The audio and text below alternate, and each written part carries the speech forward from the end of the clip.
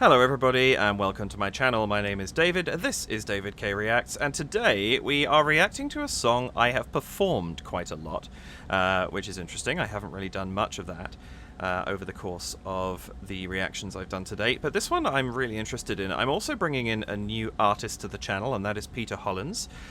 As those who followed me for a while will know, I prefer to bring in an artist on their own rather than with anybody else. In this case, Peter is singing with the Hound and the Fox, Riley and Mackenzie. I went through Peter's back catalogue, and the problem is that, well, it's not a problem, but a lot of the songs in his back catalogue could fit into one of the planned theme months that I'm going to be doing, and I want to leave those open until I figured out exactly what form they're going to take. And so subsequently, I tried to find something I knew well that would feature Peter well, but also with a group I was familiar with. And so it made sense to do the Hound and the Fox. And this is The Parting Glass. Now this, calling this a cover isn't really accurate. This is a traditional song from both Ireland and Scotland. Depending on what source you look at, you'll find it's an Irish song or a Scottish song. Regardless, it was sung in both countries. It has been known to go back to the 17th century, the very beginning of the 17th century, probably earlier still. And as with most traditional songs, its exact source is unknown and is highly theorized, and in many cases, any sort of stories or logic as to where it came from are at best apocryphal. So this is going to be an interesting one because it's a song I know well, as I've mentioned. The idea with the parting glass itself was a thing. The parting glass, or the stirrup cup, was it was the final sort of farewell that you would give to guests who'd come over. They'd have dinner with you, you'd sing songs, you'd chat, you'd have a good time, and then as they mounted their horse to leave, you would hand them the stirrup cup, or the parting glass, and share a final drink with them before they went on their way. And that's what this song is effectively about. And it's a very, very beautiful piece of music. I love it. I think the sentiment behind it is gorgeous. I think the melody itself is beautiful. And you may have seen it on the Late Late Show back in 2020. A fairly famous version was sung by Hosier as a tribute to those who had passed from COVID-19, which was very touching. It's a lovely version of the song. There are many other excellent versions out there on YouTube. I have not heard Peter sing this. I haven't heard Peter at all before, to the best of my knowledge. And so this is a first-time viewing for me. And I'm really looking forward to seeing what he does with it, as well as The Hound and the Fox. I think that is, not knowing Peter's work, Riley and Mackenzie are excellent candidates to be performing The Parting Glass, I think. So I'm really keen to see what these three have done with it. I think, is there anything else I wanted to share with this? Oh, yes.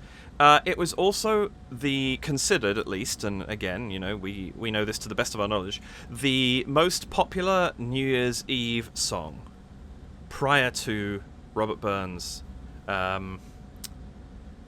writing Auld Lang Syne. Auld Lang Syne, of course, now holds that honor and has done for centuries. I say centuries. Yes, it must be centuries. When was it written? Let's find this out quickly. Set to the traditional tune in 1799. Definitely centuries.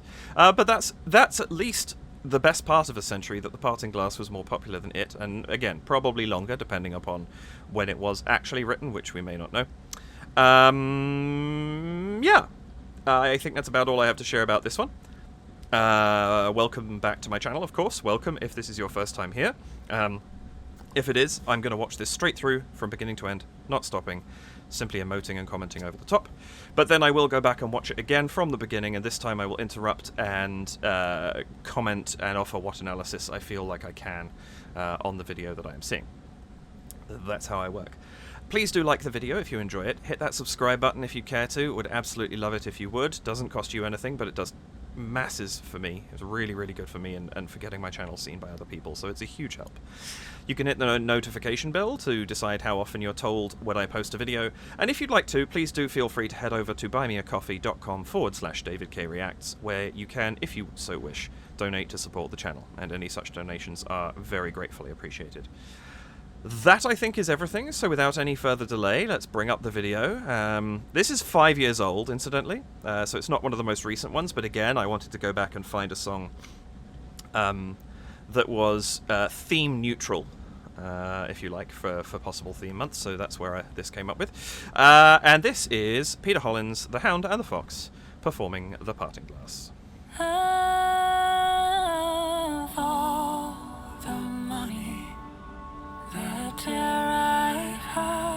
That's a gorgeous start. I spent it in good company.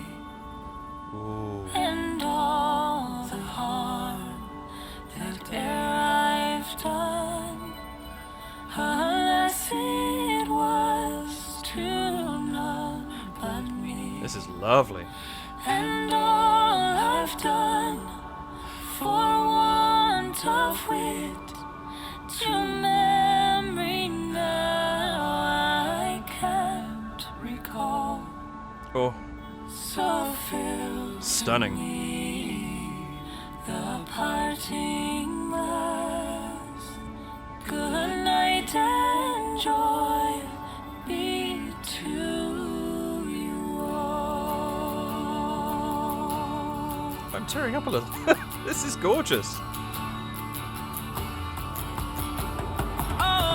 Oh, the comrades, the dare I had, they're sorry for my going away. Lovely voice, and though. all the sweethearts that e'er I had, they'd wish me one more day to stay. But Oh, that's nice. since it fell unto my lot that I should rise and you should not, I gently rise and softly call, good night and joy be to you. Oh, the three of them sound so good together. So fill to me the parting glass and drink a health whatever befalls, and gently rise and softly call, good night and joy be Oh. to you all. Oh. So fill to me the parting glass and gather as the evening falls, Oh, lovely. and gently rise and softly call, good night and joy be to you all. Good night and joy be to you all. Oh. This video Stunning. was awesome. I can't believe we got to do this with Hound the Fox. If you want to see more of them, Sorry to interrupt you. There's horses in this video. The horses are running in the background. they are. And guys, grab the CD, check out another video with Hound the Fox, buy the CD. I love you guys. Mwah. Peace. Oh. Spectacular work. This is lovely. That is so, so lovely. That, to me, is what the Parting Glass should be. Simple, evocative, and just kind of gives you that warm emotion of friendship and, with that little bittersweet tinge of parting company and, I'll be back next week for dinner kind of thing. But you're still saying farewell for a moment. It's just, oh, that is lovely. They did such a good job with that. I just want to have a quick look, see who was involved in this besides the obvious. Oh, no credits there. That's a shame. Congratulations to whoever did the... what's that? No, that's nothing to do with it. Whoever did the cinematography in this. I don't know who that would have been, but it is stunning. I think they made some really, really nice choices with how they presented this visually as well. But yeah, that is gorgeous. The three voices. It's such a... I mean, we saw this with We Three Kings back at Christmas with the Hound and the Fox and Tim. Riley and Mackenzie's voices are beautiful together. when you add a third person into that who adds to the harmonic depth that they are actually working with, they create this gorgeous sound that's just that bit fuller than the two of them together. And I think it has exactly the right kind of folky warmth to like present this song just right. I really, really enjoyed that. Let us go back and watch this through again. And this time I will be stopping quite a lot to talk about what I'm saying, as I do. So, here we go. Oh, let's bring it back up one more time. My usual 2-second stop, but two things straight off the voice. Let's try that one again, shall we? Two things straight off the top.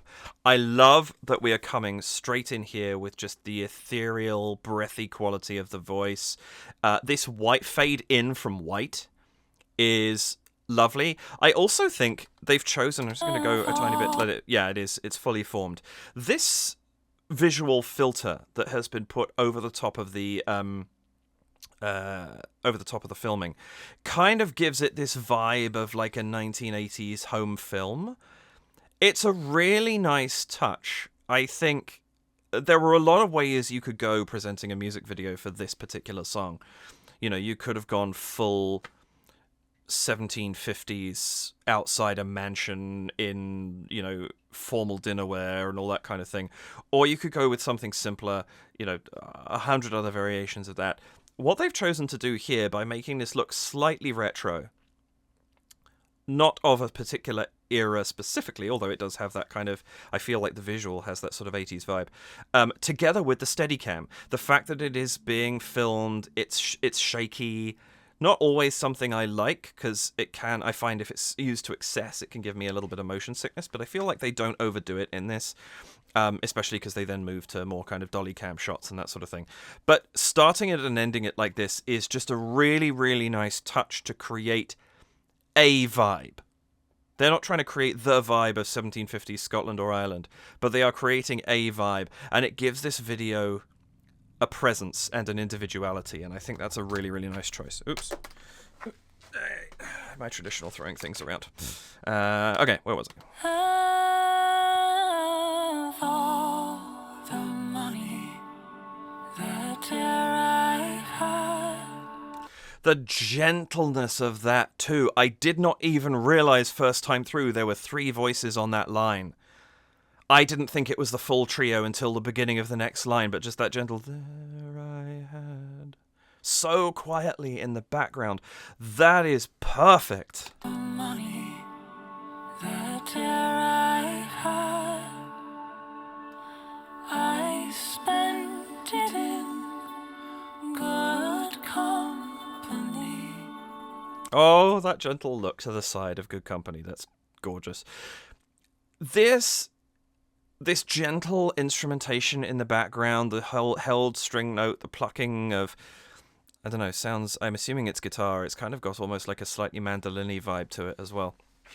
The tone that they've chosen to put onto it. But it's just the reflectiveness, there's something a bit, especially because, you know, when we hit the second verse, it's going to pick up. It's going to be more pacey, more kind of engaged. Having this moment of just gentle reflection is lovely.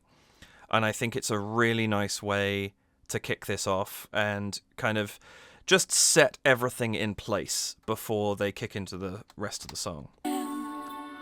Good company. Oh, that harmony too. On per, the harmony on the per of company. Good company. Oh, that's just so dissonant. And then it just resolves immediately down. The momentary dissonance there of per knee. Just the per. And it's straight off it again. And it just gives it this nice little crunch. And we're going to get more of that later in the song. That I think, if I remember correctly, hangs around for a second longer. But that's a brilliant way to introduce it. Because it doesn't pull us away from anything. Because it's passing note. A passing note is, if my bass line is doing dum, dum, dum, dum, and really the bass line is dum, dum, the dum in the middle is just me passing by on the way to get, it's a big crashing thing, and it'll be bum, bum, bum. There's no focus on that middle note, and that's what they're doing with the per of per knee. They're not hanging on it, they're not focusing on it, they're just passing by, but the fact that they've made that passing chord crunchy is amazing, because it just sets up this extra flavor and this extra layer in the background of what they're doing here, and it's just brilliant. Ended in good company, and all the harm that e'er I've done.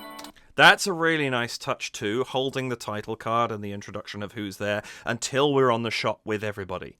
We've introduced the song, we know what's going on now, we've set the scene, we've had time to take in the visual of what's going on here, we've acclimatized ourselves a little bit to the audio, and now we see everybody, and so we introduce the piece. Really smart timing. Also, the song is evolving very, very slowly and gently. And so it's not like it's not a big punch and we have to take in the title card and a huge shift in what the music is doing simultaneously. Everything just kind of drifts in, and it's just, I love this so much. Good company, and all the harm that e'er I've done. Ooh, this bass line, ere I've done, just down there in the bottom, just leaving uncertainties and openness all over the place, and there's so many ways that this could go. This harmony, this is close harmony, like it is very, very close. They're singing frequently within, I think they're pretty much within the boundaries of a triad half the time, and they're just shifting in between notes. How they're doing that, and it's the chords that make up those triads that are so interesting. They're not doing it really widely spread. It's not like you've got the tonic and then the fifth above it and then the 10th above that, which is also the third. It's not like it's a C at the bottom, a G in the middle, and then the E above that. They're really tight knit, maybe within a first inversion, E, G, C in an octave or something like that. But they're keeping it so close, and that's giving them so much breadth that they're not using yet to sort of barrel out into later on in the song. That e'er I've done, unless it was to none but me, and as to none but me. That's so nice. None but me. But then the none but me. Everything's being left in this openness. We're not. It's only at the very end, I think, of each chorus even that we're really resolving anything. It's being left open. It's being left a little melancholy, very poignant. It was to none but me, and all I've done for want of wit to memory now I can't recall. Oh, and that's spread out and then right back into that dissonance on call. Oh, this is wonderful stuff.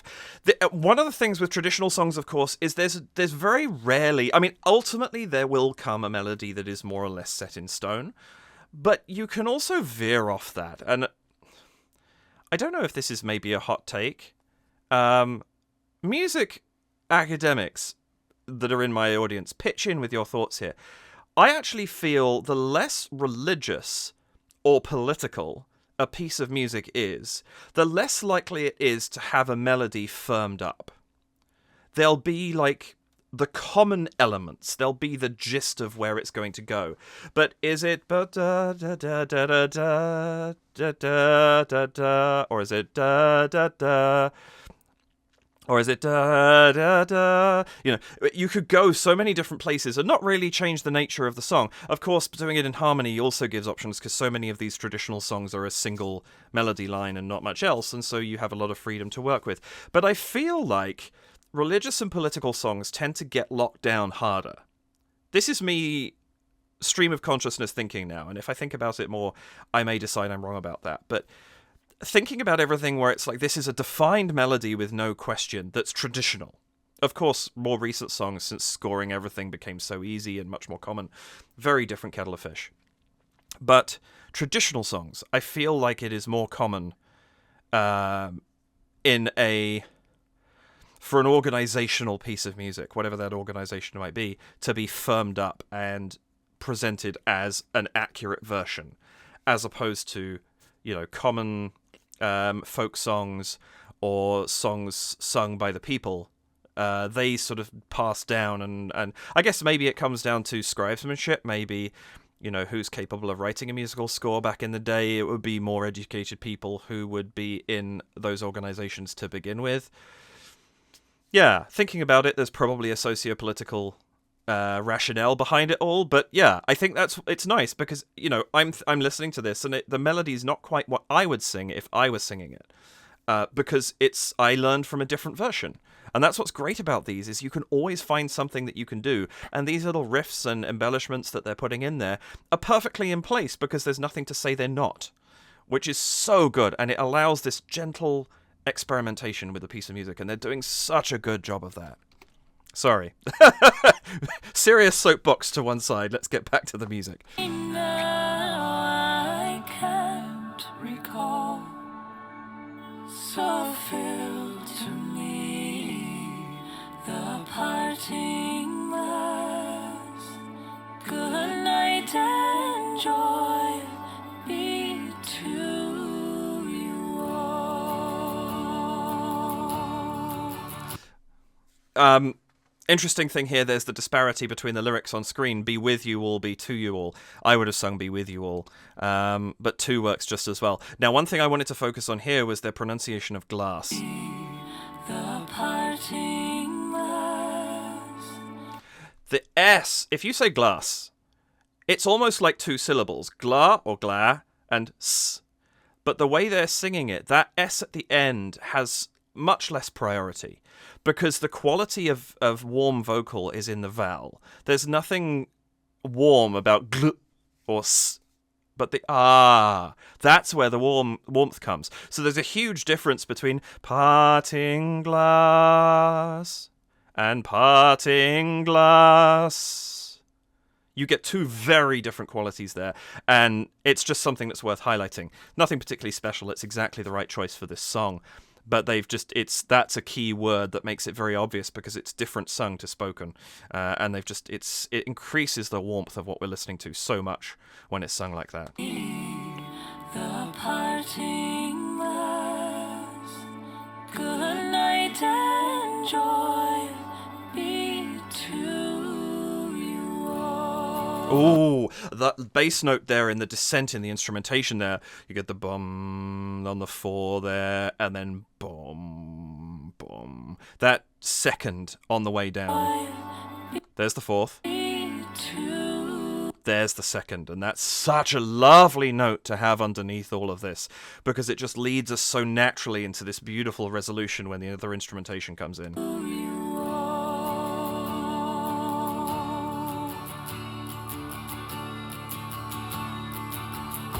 This is beautiful. Sorry, I've lost my scope on the visuals. This has kind of all been, they're sort of still carrying on with, and I mean this with no derogatory sense whatever, but the kind of family video style of videoing here, which is so perfect. Like this shot right here, nobody's fully in focus. I'm assuming that's right as we're fading out. Good night and joy be to you all. And we gently focus pull through the scene so that different people are coming into view. We start on Peter moving back through the trio. That's a really nice touch. They've just done a really good job with the video, but then I love that we cut as the instrumentation comes in, as the song fills out a little bit, we cut to a more steady camera, and then this beautiful shot. Focus on the guitar first, of course, because that's what we're listening to. Makes sense. But then this is stunning. What a setup. The 3 trees. 3 singers. Coincidence? Probably not. And then just like him standing right in the middle of them playing. Like, this is just gorgeous. What a shot.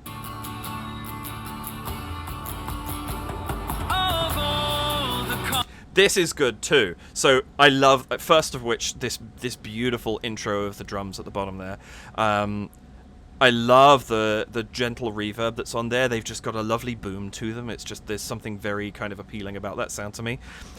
I don't think there is any coincidence for a song like this that they took a shot where Peter's standing on the road. Because that's what this is all about, right? It's here is your drink for the road. Have your parting glass, have your stirrup cup, and then you're going to get on the road and head on your way. And that's kind of essentially what it was. It's one for the road, but as a final sort of gift is the wrong word, but part of the night by your host. And I think having a shot on the road is just perfect. It's just, and I love that it's kind of, he's close up to us, the road disappears off into the distance, there's a sense that maybe he's travelled a bit, or maybe he's facing us, singing to us, and about to turn around and head on his way. There's lots of options here for what this shot could be, but it is the road is an integral part of the nature of the parting glass. The thing, the item, the parting glass, the drink. And so it makes total sense that this is in here. Anyway, sorry, rambling. Of all the comrades that dare I had, they're sorry for my going away. This is lovely. I think the percussion that's here is just the right amount. The drums are a nice boom. They kind of give a nice depth underneath the guitar. But then I'm not sure if it's a muted tambourine, if it's a hi-hat or something like that. But just the tss at the end of each fourth beat. It's just the right amount of something else over the top that lets it still be, all the focus stays on the singer, and it's just gorgeous. This is lovely. Peter's voice is gorgeous. I've been looking forward to bringing him onto the channel, and I have no idea how representative this is of what he does in general. But just listening to him sing this is beautiful. All three of them, actually, Riley and Mackenzie too. Their voices are just perfect for this music. They're sorry for my going away, and all the sweethearts that e'er I had, they'd wish me one more day to stay. That's nice. There's a hold there. Wish me one more day to stay. But since is what I would sing, or what I do sing. You just kind of carry straight on. But that choice to hang on there and let that guitar chord play out, that's lovely. It's almost a sus. It's not a sus4, but it's got that feel. I don't think it is. Try to hear it now. But it's kind of got that vibe to it that it's about to resolve down. And they do that a couple of times in this. And it's just a lovely sound to have hanging on a minute there before we move on to the next line of the song. One more day to stay. But since it fell unto my lot that I should rise and you should not, I gently Ooh, lovely chord progression in the bass there. should it fell unto Verse, my 1, lot that I 2, should rise 4, and you should 1, not. 5. But 5 with an inversion. I think that's 5 over 2. I think is that a third inversion? That I should rise and you should not. There's something in the strings in the back there, and I actually can't quite hear what it is, but it's just the lovely construction of that last chord. That's beautiful.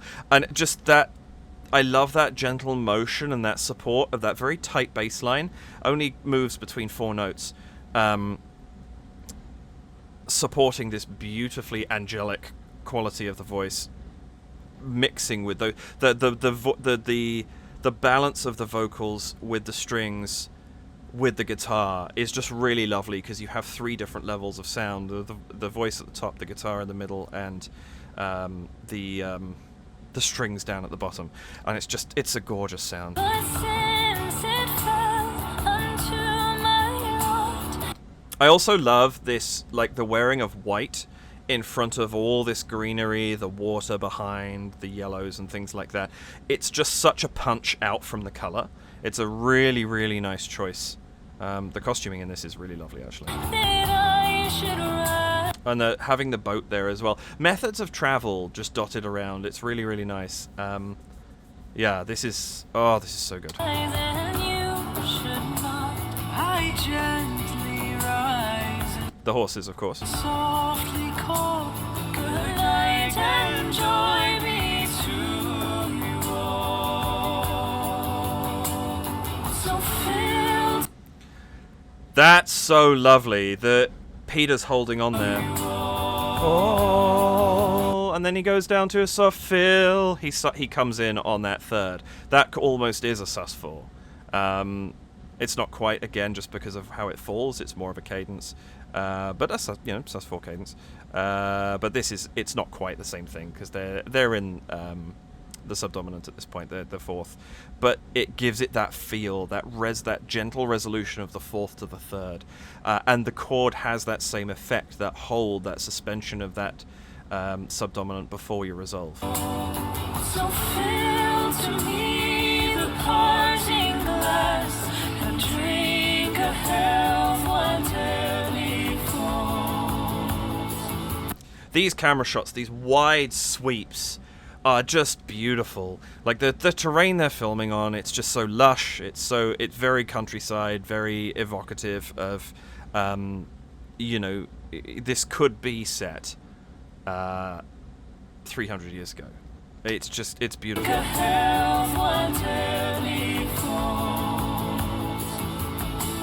And gently rise and softly call.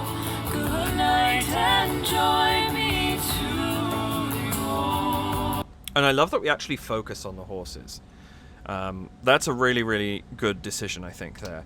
We got these lovely shots where we're focusing in and out between Riley and Mackenzie. We switch over to Peter, we come back again, and then we get that lovely shot. And the horses are more in focus than the singers are for a minute. And is this the riders? Is this their guests riding off into the distance? And we follow it with the camera. We actually pan the camera around. From this tight shot of the three, you see the horses enter, and rather than just having them leave the other side of the screen, the camera pans to keep the three in shot, but it's both panning sideways and back a little bit. So we enter with this lovely kind of metaphorical shot almost that's going on here, where you have them looking off the screen side, at least. Obviously they're looking away from the horses, but they're looking off the screen side of where the horses are going. There's this sense of them saying farewell, and yet we're keeping the three of them fully in shot, but now they've changed their position in the shot from it being centered on the three of them to them being off to one side, allowing this space, singing into the space where the horses are in the background, galloping off screen, and then we fade out from that. That shot combination right there is stunning. And now we cut back to the home video look again, and this is such a lovely bookend. I really, really like this. And even those little flashes, like the flash out on Peter right on the end of the shot with him here,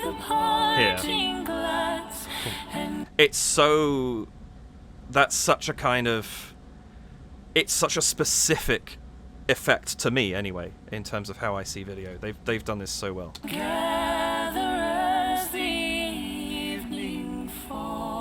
Oh, nice there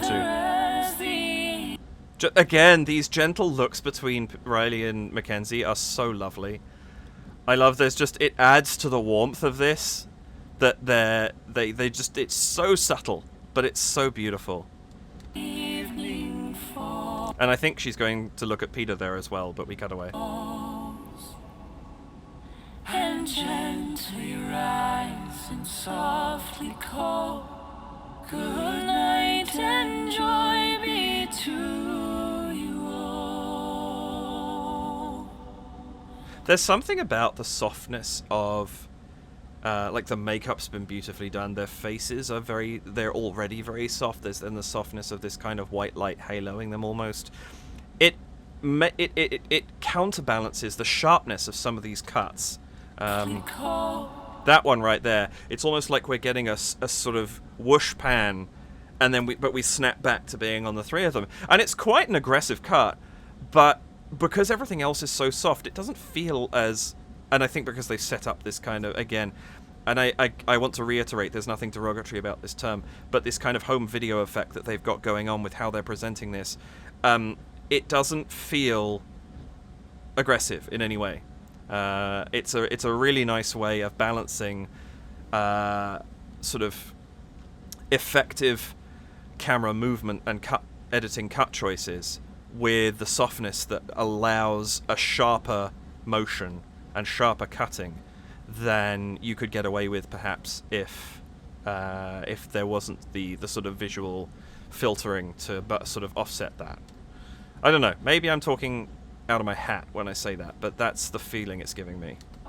Good night and joy be to you all. Good That choice there as well, to have the voices just echo away, that's lovely. you all. Oh, again, we've almost got this effect of a sustained sixth there, a sus6. That hanging, oh, you almost expect. That's such a lovely note for Peter to be holding at the end there. I assume it's Peter, just because we're seeing him on screen at that point. Be to you all. Good night and joy. Oh, joy! The dissonance on joy there. Good night and joy. And this is what I'm talking about them having earned. You can have a moment where you have dissonant echo, because we've already set up, like with the company at the beginning, those little hints of dissonance. That seems perfectly in character now. It's just, such a lovely choice. Good night and joy be to you all. Oh, that's lovely. I'm gonna have my slight gripe here, and it's my only gripe with this video once again. I wish we faded out to white or had a little bit longer before we cut to Peter talking at the end of the video. It just feels a bit too abrupt for me. That's as much time as we get. And I feel like I want that chord to sit with me for a moment longer and that visual to fade away. And I don't quite get the chance for it to do that. That's literally my only complaint with this whole video, and I'm being ridiculously picky, because that's who I am when it comes to that sort of thing. But I love... Hang on, I wanted to go back. And joy be to you all. That is so... one of the other things I like is I feel like, and please correct me if I'm wrong about this, I feel like there was some switching there between the two male parts of who was singing above the other. Because right here, it's very much from left to right. We've got the E at the bottom, the C at the top, and the G in the middle. But I feel like it could just have as easily have been Peter singing the G. Am I right about that? Are the two of them switching, or is it pretty established? I feel like... I haven't covered a Hound and the Fox video for a little while, and so I'm trying to remember their voices as clearly and balancing against a new singer. I'm not 100% sure. I feel like there was a lot of motion, though, between the two of them, and I think that, it's lovely. But this final chord here, the way they've balanced it... Be to you all. I love that it's the C and the E. It's the two harmonic notes that really stand out, and that G in the middle is just there as an additional foundation, but it's ever so slightly behind. Or not behind, but a little quieter. And it's just that mix is... that's good stuff. I love this. Well played, the three of you. You did a really, really good job. That is utterly gorgeous. I was a little teary for a bit there, but I also just... I feel so... so warm and so sort of comforted by that, which is of course the large purpose of the song. They did a beautiful job of that. I am really, really impressed. That, yeah, absolutely fantastic. I think the tone that they struck with that was just exactly what the song wants. I think it gave all the right vibes of what I would want to hear. It gave that sense of comfort. It gave that sense of farewell. It had just the right amount of poignancy, which I think is exactly, what you need from that. Yeah, I'm just so impressed with all of that. Riley's voice is such a great... Like, he has the ability to blend with everybody, I swear. Like, he blended so well... they both do. That's not fair. I should say they both do. They both blend so well with Tim. They both blend so well here with Peter. But I think, actually, Riley's voice, I'm singling that out because having two male voices... also supporting a female voice, there's something about the way that the male voices interact that can really make or break some of the harmony that's there. And the way that Riley and Peter interact is just really, really lovely. Their voices are excellent together. They're just different enough, but they sound really, really good in sync. And then you add Mackenzie in there, and of course it's just that's a gorgeous trio. Really, really well done. I loved it. I hope you did too. I hope you enjoyed this video. I hope you got something out of it, whether it's being introduced to the song, the group, the people, or just hearing my thoughts on it. Maybe I gave you a new perspective, and if I did, that's great.